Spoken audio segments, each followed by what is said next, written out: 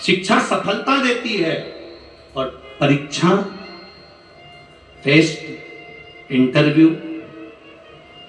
ये हमको नीचे गिरना नहीं सिखाते। ये परीक्षा, टेस्ट, इंटरव्यू ये हमें बल प्रदान करते हैं कि तुम्हें दुनिया से लड़ने की सामर्थ्यता कैसी होना चाहिए। शिक्षा सफलता देती है, परीक्षा बल देती है।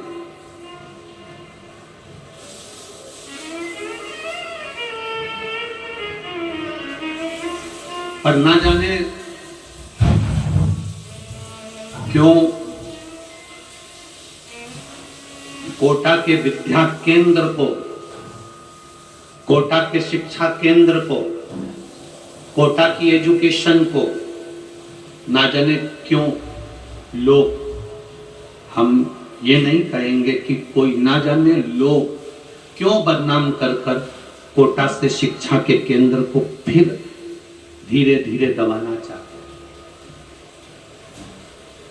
मेरा निवेदन बच्चों से, विद्याध्ययन करने वालों से, पढ़ाई करने वालों से कि तुम्हारे माता पिता ने तुम्हें पढ़ने के लिए भेजा, तुम्हारे माता पिता ने ये नहीं कहा कि वापिस लौट कर आएगा और अच्छे से टेस्ट देकर आएगा। नहीं, अगर तू अच्छे से पढ़ेगा नहीं, अच्छे से विद्याध्ययन नहीं करेगा, तेरा अगर कंपनी में नहीं होगा, तू अच्छी एजुकेशन धारण नहीं करेगा, तो माता पिता ने ये नहीं कहा कि तू लौट कर मत आना। माता पिता ने ये कभी नहीं कहा कि तू वापिस मत आना। माता पिता कहते हैं पढ़ने के लिए जा रहे हो, विद्याध्ययन करने के लिए जा रहे हो, चिंता मत करना, दिल से पढ़ाई करना, दिल से पढ़ाई कर कर दिल से इंटरव्यू देना, दिल से टेस्ट देना, दिल से परीक्षा देना। पास हो गए कोई बात नहीं, असफल भी हो गए कोई बात नहीं, तुम्हारे माता पिता का घर तुम्हारे लिए इंतजार कर रहा है। तुम्हारे माता पिता का घर तुम्हारे लिए इंतजार कर रहा है। ये महादेव का जो घर होता है, महादेव का जो मंदिर होता है, महादेव का जो शिवालय होता है, भगवान शंकर का जो देवालय होता है, ये होता क्या है? मेरे महादेव है कौन? जगत के पिता।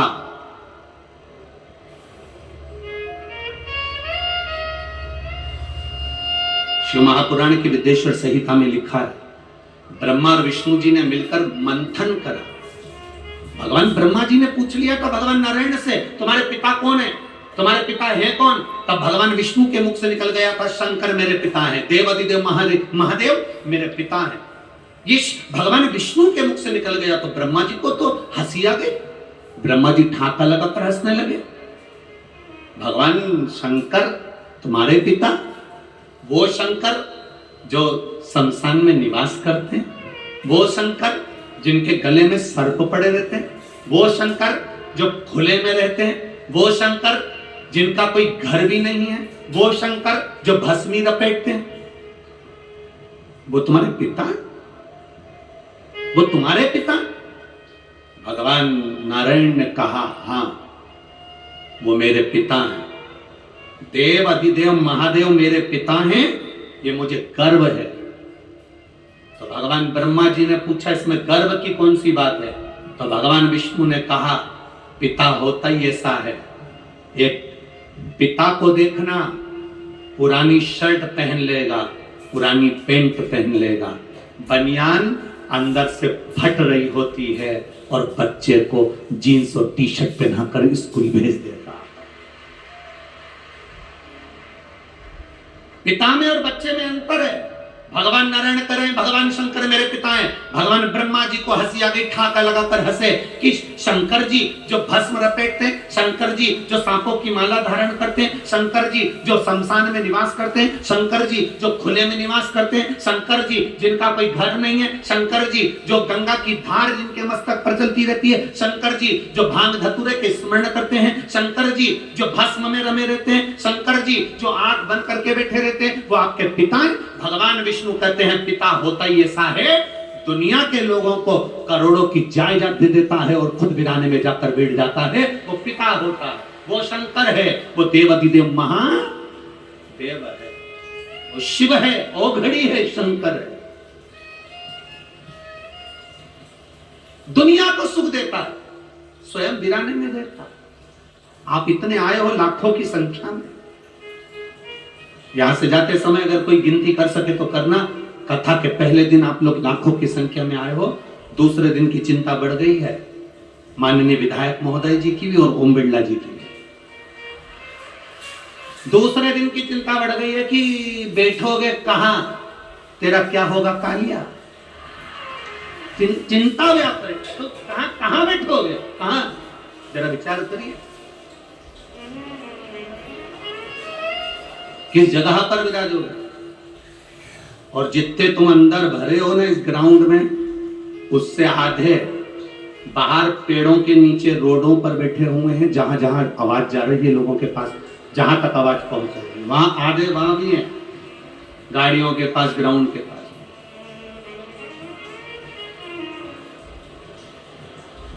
आप आए जरूर हो, बाबा की शरण में आए हो, शंकर की कथा सुनने आए हो, पितृ पक्ष में 5 दिन देव पितर शिव महापुराण की कथा श्रवण करने के लिए आए हो। आप आए जरूर हो, और इतना स्मरण करना, इतना ध्यान रखना कि तुम अकेले नहीं आए हो, कथा सुनने के लिए तुम अकेले नहीं पहुंचे हो। पितृ पक्ष में पितरों के देवता आर्यमा अपने घर के पितरों को पृथ्वी पर भेजते हैं। जब हम शिव महापुराण की कथा सुनने जाते हैं तो हमारे घर के अपनी दरवाजे की देहली के पितर भी कथा सुनने के लिए पंडाल में आते हैं, वो भी कथा सुनते हैं। आज आपको और हमको कोटा की धरा पर अपने आप को गौरवान्वित होना चाहिए।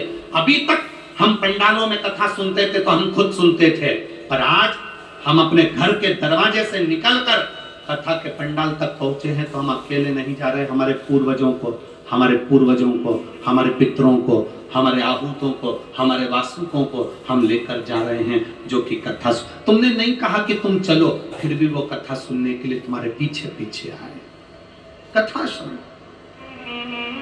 पहुंचे।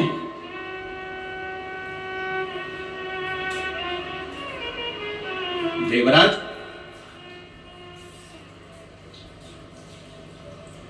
चोरी करा, धन लेकर शिवजी के मंदिर गया,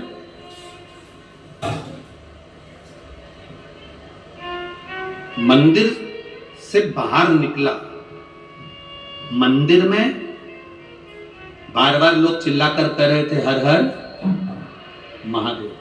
तो देवराज को गुस्सा आ रहा, क्रोध आ रहा, देवराज का मन चिढ़ रहा। कई लोग ऐसे हैं जिनको सनातन धर्म अच्छा लगता है, उनको कोटा में शिव महापुराण अच्छी लगेगी। जिनको सनातन धर्म से नफरत है उनको शिव पुराण में भी कहीं ना कहीं फेर नजर।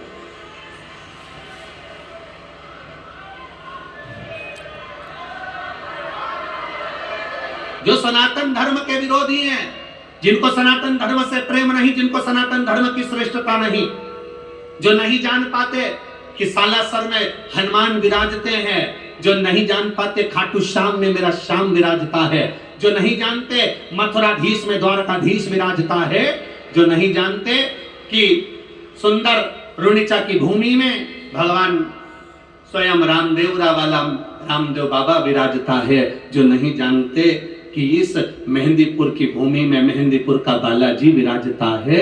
सारी दुनिया का लोग कहते हैं शिक्षा का केंद्र बिंदु कोटा है, राजस्थान है। हम कहते हैं पूरी दुनिया के पूर्वजों, पितरों और उनके पूर्वजों का केंद्र बिंदु भी राजस्थान ही है। केंद्र बिंदु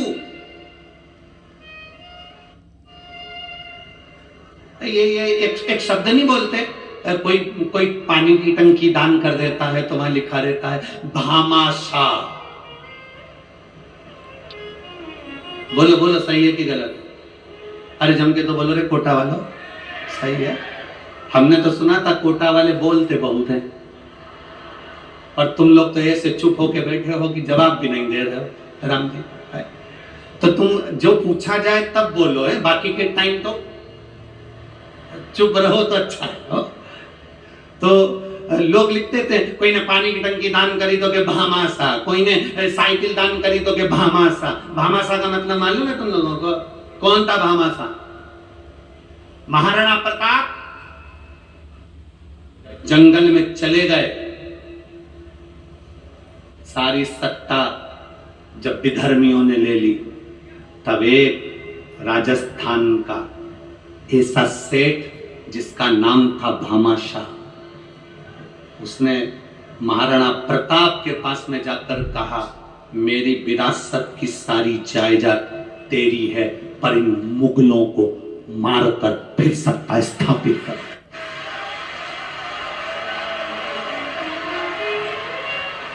वो भामाशाह ने अपनी सत्ता, अपनी विरासत, अपनी सत्ता, अपना वैभव, अपना धन, अपनी दौलत, अपनी संपदा सब दे दी महाराणा प्रताप को संभाल, और फिर वापिस सनातन धर्म की स्थापना कर।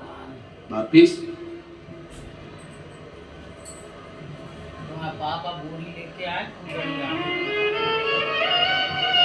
जरा विचार करना, जरा उन्होंने तो अपनी पूरी प्रॉपर्टी दे दी थी, तुम अगर कहीं का आ जाए तो अपनी बैठने की जगह नहीं दो। अगर कहीं का आ भी जाए ना और बाजू में आकर के जी जी थोड़ा सा खसक, जी जी ए प्लीज थोड़ा सा खसक ना,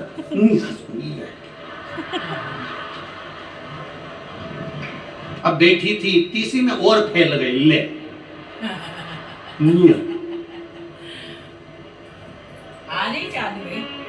तो उसने भी जाते जाते, अब इतने में तो इसको क्या बोली, अब शिव पुराण तो धरी रह गई, महाभारत चालू। कहा